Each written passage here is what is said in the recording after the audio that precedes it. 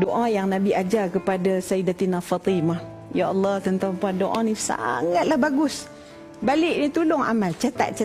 Nabi ajak kepada Fatimah, Ya Hayyu Ya Qayyum, birahmatika astaghith, aslih li sya'ni kullahu wa la takilni ila nafsi tarfata ain. Tapi Nabi pesan kepada Fatimah, jangan tinggal doa ni tuan-tuan puan. Apa dia? Ya Hayyu Ya Qayyum, wahai Allah, Tuhan yang maha hidup, Tuhan yang maha bersendiri.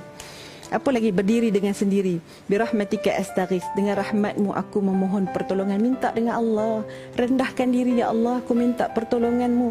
Aslih li sya'ni kullah, perbaikilah untukku urusanku seluruhnya, ya Allah. Wala takilni, dan janganlah engkau serahkan diriku, ya Allah, ila nafsi tarfata ain, walau sekelip mata pun jangan, ya Allah, kau beri aku ni berharap dengan diriku sendiri. Aku yang urus, aku yang jaga anak aku yang memiliki cinta suami aku yang punya hartaku ini, ya Allah. Janganlah semua ini akhirnya menjadikan kita ini lupa kepada Allah Subhanahu wa taala. Jadi tuan-tuan puan, mudah-mudahan hidup yang kita pinta hari ini adalah hidup yang sedang diuruskan oleh Allah Subhanahu wa taala, sehingga tidak lagi datang kebimbangan, tidak lagi datang kerusingan. Yang datang hanyalah pengharapan hidup ini aku bertuhankan Allah Subhanahu wa taala.